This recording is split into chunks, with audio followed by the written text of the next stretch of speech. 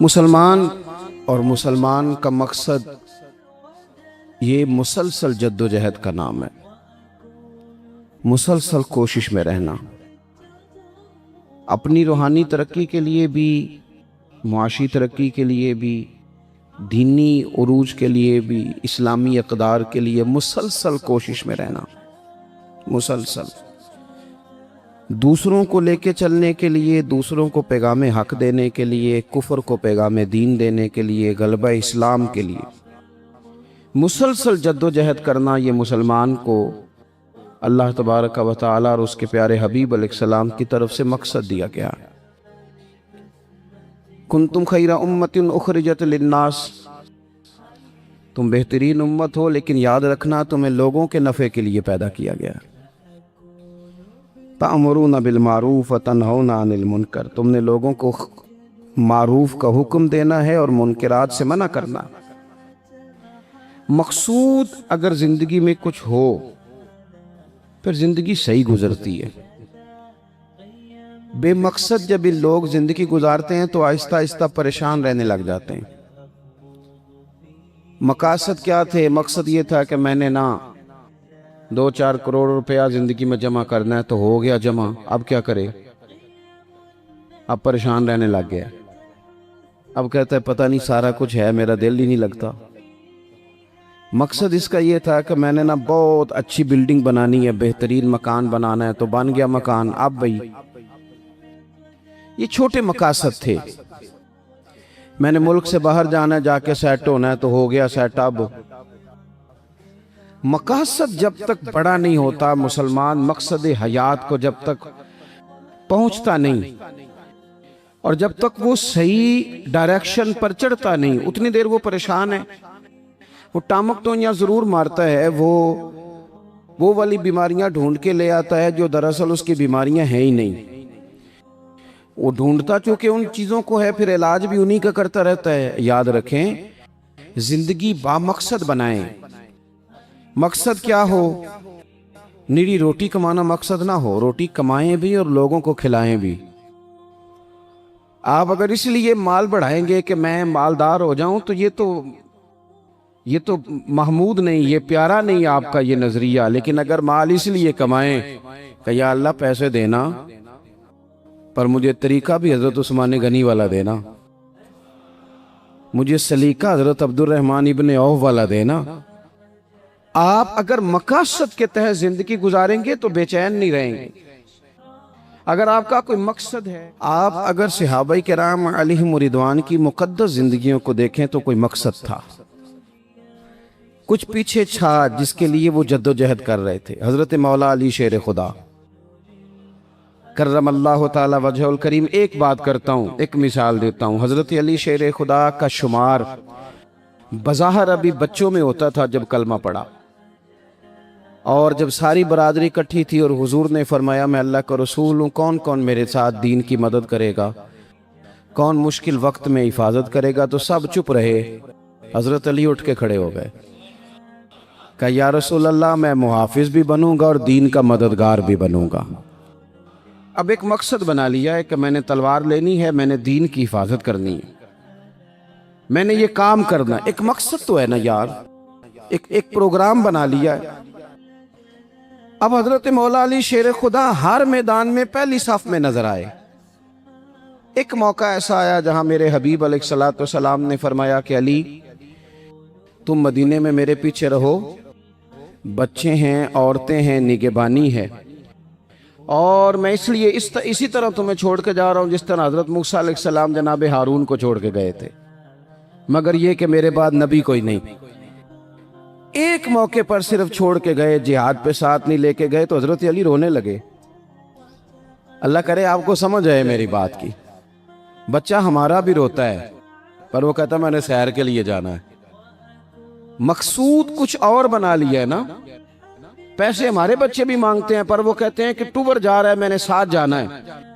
ہمیں بھی رونا آتا ہے کئی دفعہ، لیکن وہ جو پارٹی ہم نے قابو کرنی تھی وہ کوئی اور کر کے لے گیا۔ یہ تو گاہک میرا تھا، یہ دائیں بائیں کیسے نکل گیا۔ رونا تک آ جاتا ہے، ان کا بھی رونا تھا۔ عرض کی یا رسول اللہ صلی اللہ علیہ وسلم آپ مجھے بچوں اور عورتوں پر چھوڑ کر جا رہے ہیں؟ تو حضور صلی اللہ تعالی علیہ وسلم نے فرمایا علی اسی طرح چھوڑ کے جا رہا ہوں جس طرح حضرت ہارون کو جناب موسیٰ کلیم چھوڑ کے گئے تھے۔ بھائی ایک مقصود تھا کہ میں نے میدان میں رہنا ہے، ایک ارادہ کیا تھا، ایک پروگرام بنایا، پھر ساری زندگی وہ میدان میں رہے۔ ان کو جب خنجر لگا نا کوفے کی جامع مسجد کے قریب،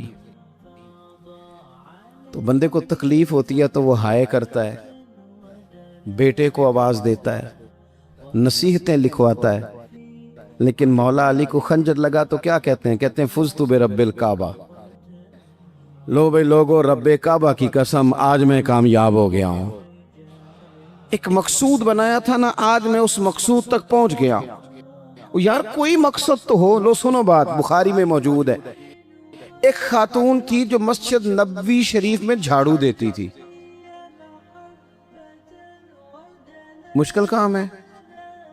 چلیں آپ بتائیں مجھے، مسجد کے اندر جھاڑو دینا آسان ہے کہ مسجد کا صدر بننا آسان ہے؟ نہیں، صدر بننا ہی سوکھا دے، اس لیے کہ صدر بن کے کرنا کچھ نہیں، نہ آرڈر ہی جاری کرنا ہے، اللہ ماشاءاللہ اچھے لوگوں کی بات نہیں کرتا۔ اس لیے اچھا زیادہ اجر والا کام تو یہ نا کہ اللہ کا گھر صاف کیا جائے۔ میں نے تو علماء سے کئی جگہ کہا ہے کہ اس عہدے کا نا آپ کوئی نام بدل دیں، اس سیٹ کا نگران کر دیں، سرپرست کر دیں، کیونکہ جب صدر آپ کہہ دیتے ہیں نا تو صدر پاکستان کا سب سے بڑا آئینی عہدہ ہے، اور صدر اگر با اختیار ہو تو پہلا کام اسمبلیاں توڑنے کا کرتا ہے، تو پھر مشکل ہو جائے گی۔ ایک خاتون مسجد نبوی شریف میں جھاڑو دیتی تھی، کوئی مقصد تو ہے نا یار، یعنی جمعے والے دن میں نے جھاڑو دینا ہے، کوئی مقصد تو ہے۔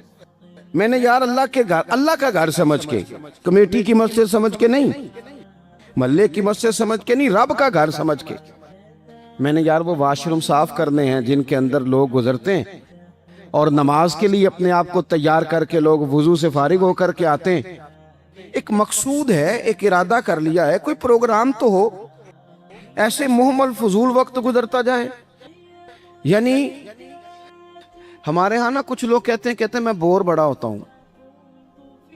آپ نے ناراض نہیں ہونا، میں سینکڑوں اور ہزاروں لوگوں کو جانتا ہوں جو ان سے پوچھنا کیا کر رہے ہیں تو کہتے ہیں ٹائم پاس کر رہا ہوں۔ تو میں کہتا ہوں آپ نے ٹائم کو بالکل فضول سمجھ لیا ہے۔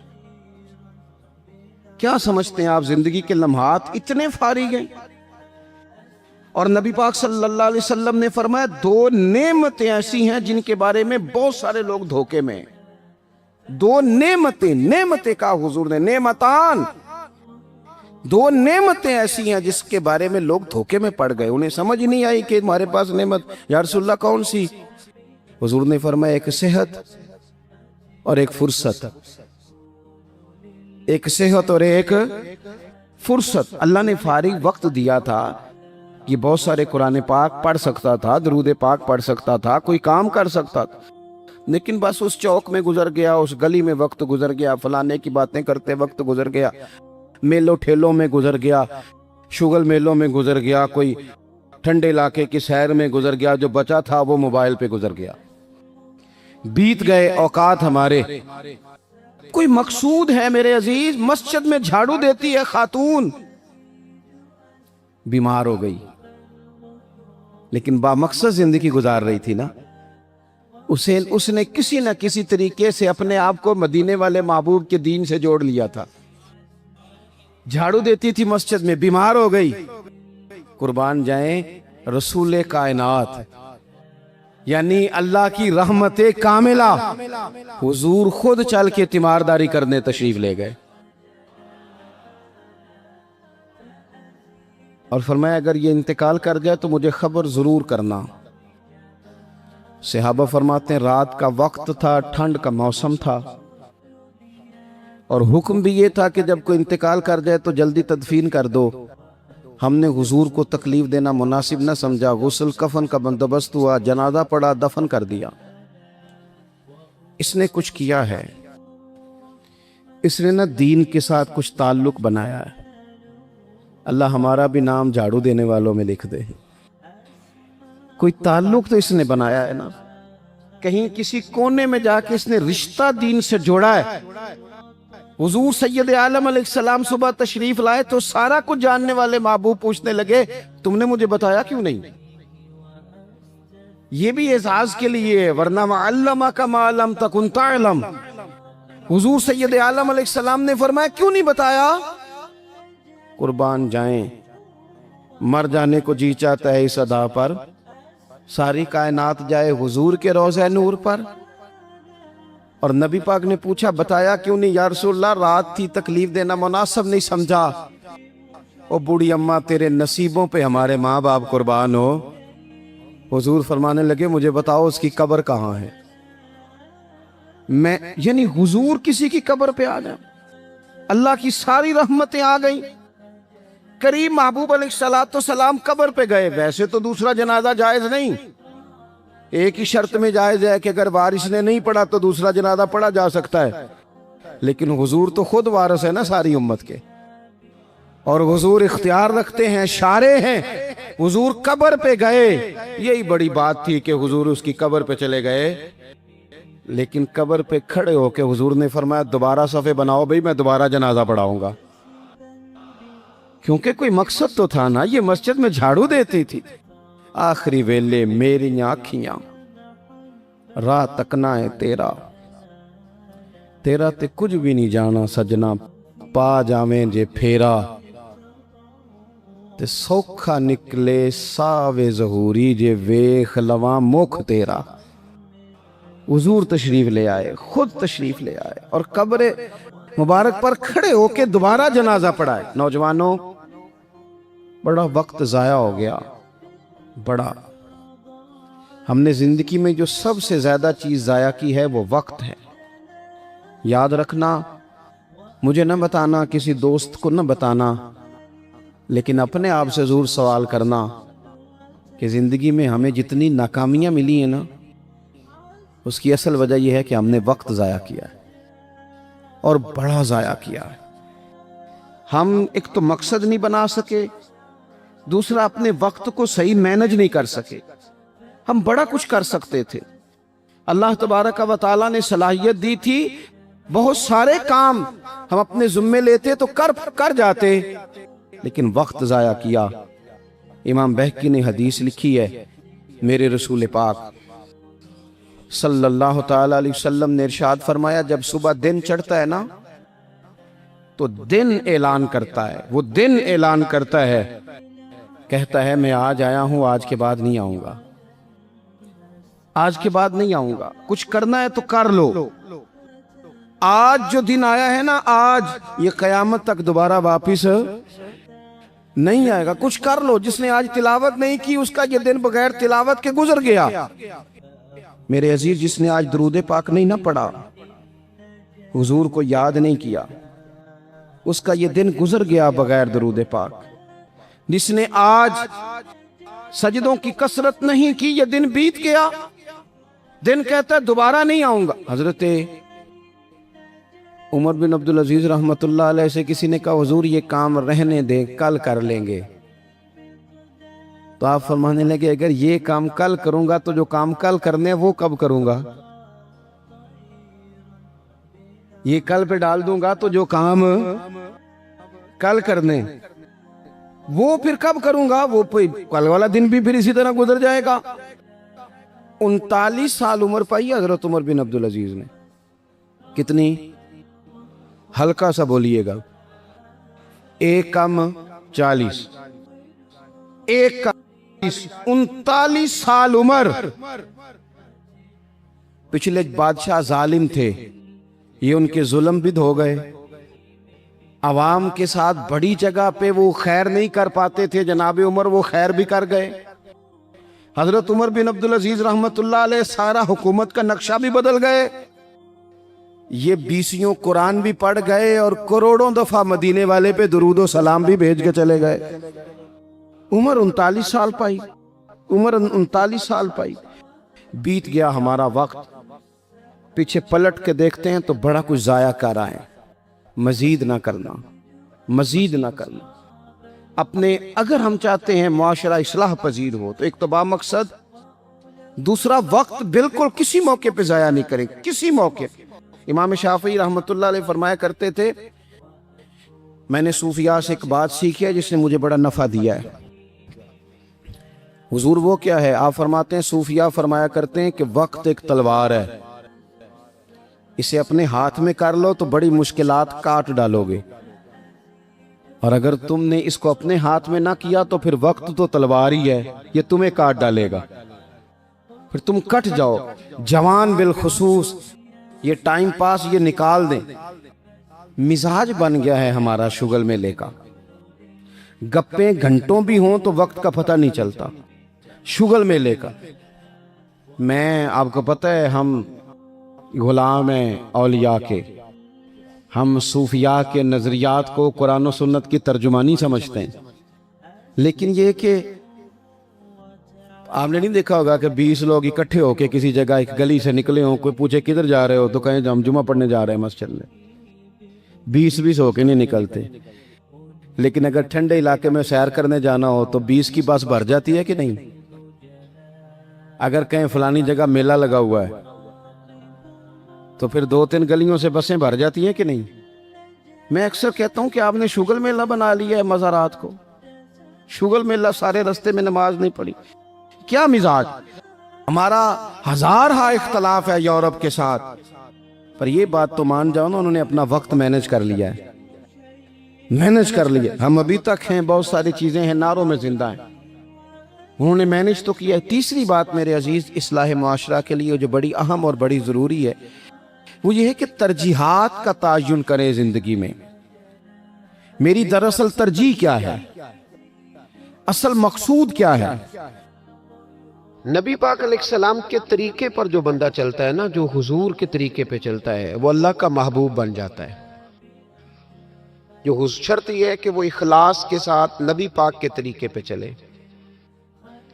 دنیا کو دکھانے کے لیے پگڑیاں نہ باندھتا پھرے، وہ کہے کہ چونکہ میں پیر صاحب ہوں تو میں نے باندھ لی ہیں، اس لیے یہ ماحول نہ بنائے، وہ بنائے اللہ کی رضا کے لیے، اللہ تبارک و تعالیٰ کی رضا کے لیے نبی پاک کی غلامی کرے، اللہ اسے اپنا محبوب بنا لیتا ہے۔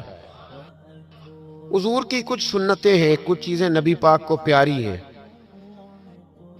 کچھ تو آپ نے سنی ہوئی ہے، جیسے میٹھا کھانا سنت ہے، جیسے مسواک کرنا سنت ہے، جیسے مسکرانا سنت ہے۔ مسکرا رہے ہیں نا جی ماشاءاللہ، پریشان تو نہیں نا کسی بات میں؟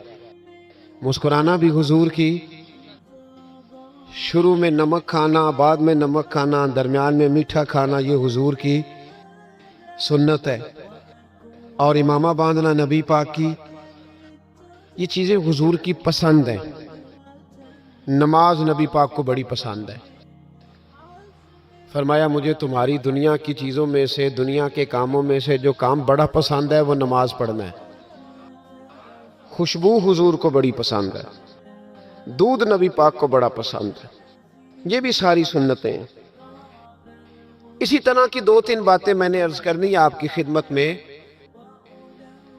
جس طرح نبی پاک علیہ السلام کو خوشبو پسند ہے، تکیہ پسند ہے، مسواک پسند ہے، اسی طرح تھوڑے مال پر قناعت کرنا یہ بھی میرے نبی کو بڑا ہی پسند ہے۔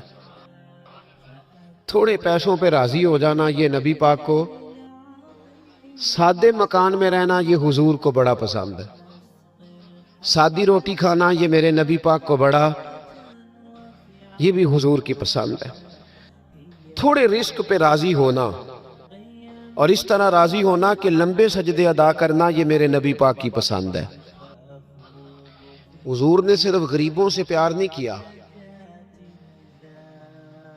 ہمیں یہ سنایا جاتا ہے اور ہم ہمیشہ یہی سنتے ہیں کہ حضور نے غریب سے بڑی محبت کی۔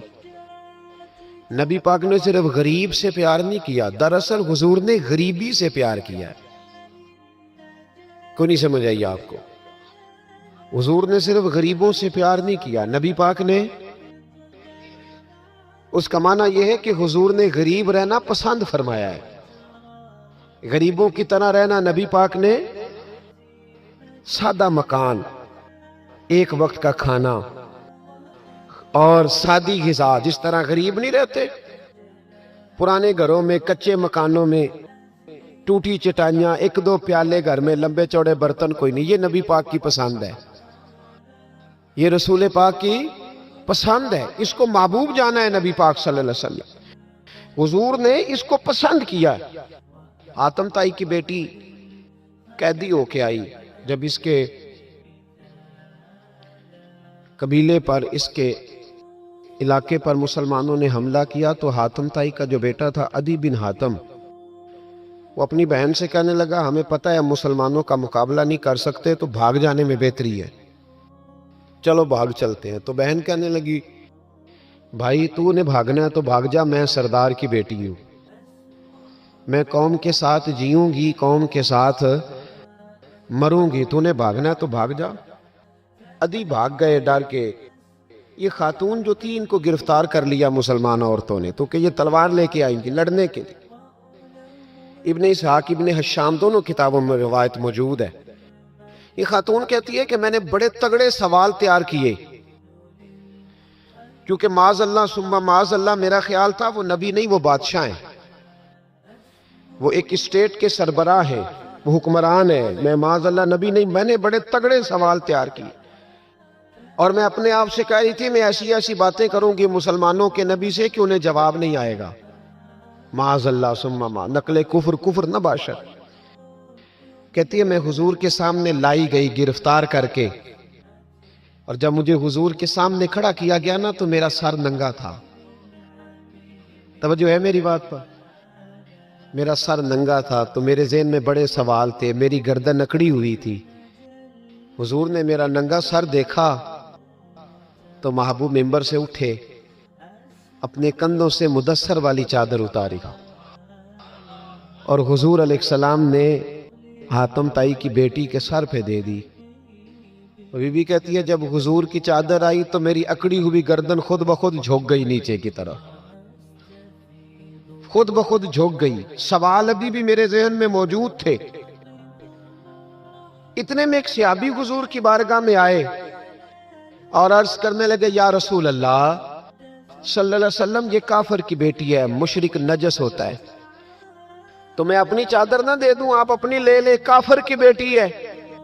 तो महबूब ने उसकी तरफ जलाल की नजरों से देखा, फरमाया खामोश हो जा, बेटियां बराबर होती हैं, तीयां सांझियां होंदियां ने, बेटियां। बोलिए जी, पक्की बात है? बुजुर्ग चुप कर जाए, नौजवान बोले। बेटियां, अल्लाह आपको खुश रखे, तियां सारे दियां। हाँ हाँ, अगर तू किसी के घर गंदी नजर डालेगा तो तेरा घर बच नहीं सकता, पक्की बात। ये नगदो नगद सौदा है। जिसने अपना घर पाक रखना है वो दूसरों के घरों का मुहाफिज बने, पक्की बात। बेटियां खबरदार, खबरदार किसी की बच्ची की इज्जत से खेलने की कोशिश ना करना, वरना अल्लाह तबारक व तआला बड़ी सख्त सजा दे। बचो। वो कहती है जब हुजूर ने कहा ना बेटियां बराबर होती हैं, तो मेरे अंदर से एक आवाज निकली। मैंने कहा ओ हातम ताई की बेटी तू गलत थी, ये बादशाह नहीं है तो अल्लाह के सच्चे रसूल हैं। बादशाह तो सख्त सजाएं देते हैं। कहते हैं हुजूर मेरे करीब आए और आके कहने लगे तू सरदार की बेटी है, तेरे बाप में अच्छी खसलतें पाई जाती थी, बता तेरे साथ क्या मामला करूं, क्या मामला। ये हुजूर की पसंद है, क्या मामला करूं। तो कहने लगी मैं चाहती हूं मुझे आजाद कर दे। कहती मुझे उम्मीद नहीं थी। हुजूर कहेंगे ठहर जा, बैठ जा, बात करते हैं, मुशावरत होती है, फिर उसके बाद कोई फैसला होता है। कहा आजाद कर दो। कहती हुजूर ने मेरे कहने पर फौरन ही, अगला जुमला ही नहीं कहा, फरमाया जा तू आजाद है। कहती है मैंने एक जुमला और कहा, मैंने कहा मैं अकेली नहीं जाऊंगी, सारा काफिला आजाद करो। अब तंगी ये दामा पे ना जा, और भी कुछ मांग है आज वो माहिल बाता, और भी कुछ मांग। कहने लगी अकेली नहीं जाऊंगी, सारा काफिला, सारा कबीला आजाद हो। हुजूर ने फरमाया तू पता नहीं क्या सोच रही है, तू जहां आई है वहां से खाली जाता ही कोई नहीं, सारा काफिला हुजूर ने फरमाया भी इसके कबीले को खाना वाना खिलाओ और सारे ही आजाद कर दो। वापस घर गई तो अपने बाप को, अपने भाई को बुलाया, बुला के कहने लगी भाई वो बादशाह नहीं, वो नबी है। बादशाह नहीं वो, अब तो जिनको फकीर होना चाहिए था वो भी बादशाह बन गए। बादशाह सलामत, बादशाह सलामत। मैं रात बूरे वाले में था, भाई मेहरबानी पैसे ना लेके आइएगा बाप, अपनी अपनी जगह पे बैठे, ये काम बिल्कुल ना करें, अल्लाह आपको खुश रखे, बरकत दे। मैं इसको हराम नहीं कहता, पर ये स्टाइल नजराने का दुरुस्त नहीं, इससे बचा करें, वरना फिर वही बंदा चंगा लगना जिन्हें पैसे लेके आना है, दूजिया का दिल करना है टोरी जागते चंगे ने। इसलिए इस चक्कर से बाहर निकलें ताकि कौम समझदार हो जाए।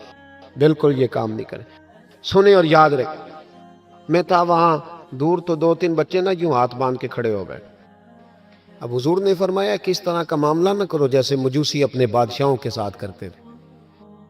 मैं कहा पुत्र बैठ जो, कहते नहीं साड़ी ड्यूटी है। मैं कहा केस लाइए, मैं बादशाह सलामत था तो बैठ जो, कुर्सी तेरा आमदा। क्या चक्कर चल गया, हाथ बांध के खड़े होना, कोनों में खड़े, क्या इसका मतलब? अदब अदाब हैं, करने चाहिए, लेकिन क्या लोगों को सजा मिली हुई है कि वो बेचारा जो गरीब आदमी, अदब अदाब सिर्फ उसकी जिम्मेदारी है? माड़ा आया तो पीर साहब ने अदब पे लगा दिया और तगड़ा आया तो खुद अदब करना शुरू कर दिया। ये किस किस्म का तमाशा है? ये कोई तरीका नहीं। अदब अदाब होने चाहिए, लेकिन गरीबों को सजा, उन्हें सजा ना दो अगर बेचारे आ गए हैं तुम्हारे आस्ताना आलिया पे। बहरहाल आमदाम बरसरे मतलब कहने लगी मैं देख के आई हूं जो बादशाह नहीं नबी है। तो अदी कहने लगा मैं औरतों की बातों पे यकीन नहीं करता, मैं खुद जाके देखूंगा। मैंने कहा गरीबी मेरे नबी की पसंद है। हुजूर ने अल्लाह से गरीबी मांग के ली है, कहा या अल्लाह मुझे ज्यादा पैसे ना देना, एक वक्त की रोटी देना। और हुजूर फरमाते हैं रब ने इख्तियार दिया है, अगर मैं चाहूं तो खुद पहाड़ सोने का बन जाए और मेरे साथ चला करे, पर मैंने अल्लाह से ज्यादा दौलत मांगी। ओ भाई दौलत बड़ी प्यारी होती तो सबसे ज्यादा मेरे नबी की तिजोरियों में होती। हुजूर ने दौलत बांटी जरूर है, लेकिन हुजूर ने इससे प्यार, याद रखे हम तो पागल हो गए पैसों के पीछे भाग भाग। जो सड़क पे इधर जा रहा है वो पैसे देने जा रहा है, जो इधर जा रहा है वो लेने जा रहा है। पैसे का ही चक्कर है सारा, पैसे का ही चक्कर है, पैसे। एक साहब ने फोन किया, कहने लगे को टाइम दे दे, तो मैंने कहा बस यार वक्त थोड़े दे दे। कहते तुम खुश कर देंगे। मैं क्या मसलन तू की करेगा? कहते जिन्ने पैसे कहोगे लब जाएंगे। तो मैंने कहा यार हर एक को बिकाऊ माल ना समझा कर, हमारा बहुत ज्यादा रेट है, तू दे ही नहीं सकता। कहने लगे कौन दे सकता है? मैंने कहा दुनिया में कोई भी नहीं दे सकता, हमारा रेट जरा ज्यादा है। हमने अगर रेट मांगना हुआ तो कयामत के दिन गौसे आजम जेलानी से जाके मांगेंगे, या उनसे मांगेंगे जिनके नाम की दुहाई देते रहे हैं, तारीफ मुस्तफ़ा की करें और नतीजा हम दुनियादारों से मांगे, उन्हीं से लेंगे नतीजा जिनके कसीदे सारी जिंदगी गाए हैं। हाँ तो इसलिए चक्कर से बाहर आमदाम बरसरे मतलब अदी कहते हैं कि मैं खुद जाऊंगा फिर जाके देखूंगा। अदी मदीने आए देखने, और जब बंदा किसी को देखने आता है तो तनकीदी नजर से आता है। कहते हैं मैं मस्जिद नबी में पहुंचा तो कच्ची जमीन पर गुलामों के साथ, इधर देखो ये भी तो हुजूर की सुन्नत है ना जी। हजरत अबू हुरैरा सही सनद की हदीस बुखारी में फरमाते हुजूर के साथ एक सफर में था, नबी पाक अलैहिस्सलाम ने फरमाया खाना ना पका ले। हुजूर पका ले, फरमाया तू गोश्त ले आ, तू इस तरह कर, मसाला जात तैयार कर ले, तू फलां चीज कर ले। आखिर में हुजूर फरमाने लगे मैं लकड़ियां इकट्ठी करके लाता हूं जी।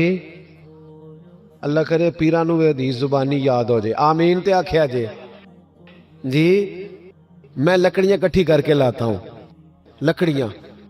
अर्ज की या रसूलल्लाह हम कर देंगे, तो महबूब ने फरमाया सारे इकट्ठे नहीं जा रहे, कोई अर्ज नहीं मैं भी ले आऊंगा। तो फरमाते हुजूर उठे और लकड़ियां इकट्ठी करके लाए।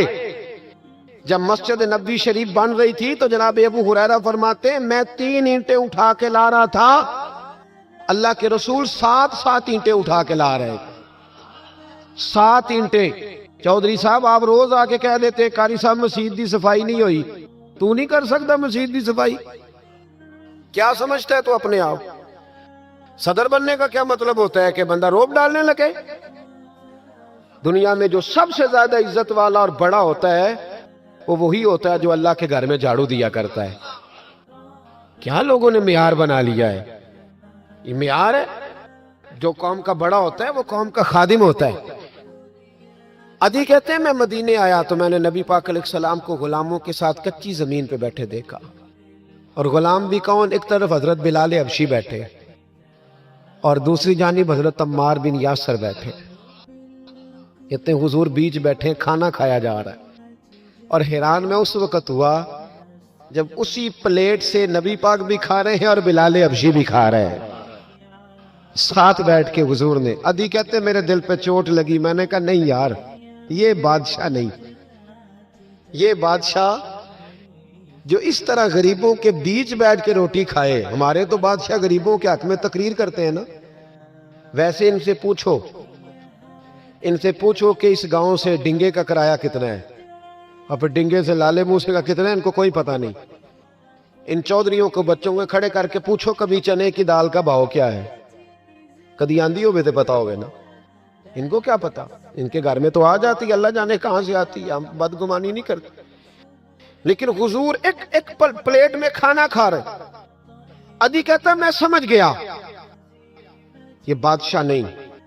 پھر میرے دل میں شیطان نے وسوسہ ڈالا. میں نے کہا مسجد کچیا ہو سکتا ہے, مکان بڑا پکا ہو, بنگلہ بڑا عالی شان ہو. حضور کی عادت مبارکہ تھی جب کوئی مہمان آتا تھا تو یا مسجد میں اصحاب صفہ کے ساتھ رکھتے تھے یا کسی صحابی کو دے دیتے تھے, وہ اپنے گھر لے جاتے تھے. عدی کہتے ہیں میں نے جب سلام کلام کیا نا, دل میں خیال تھا کہ گھر بڑا عالی شان ہوگا, تو محبوب فرمانے لگے میرے دل میں خیال ہے. دیکھیے میرے نبی کو اللہ نے کتنا علم غیب عطا فرمایا ہے. کہتے ہیں میرے دل میں خیال ہے. مصطفیٰ کریم فرمانے لگے یار تو یہاں نہ بیٹھ, چل میں تجھے گھر لے چلتا ہوں.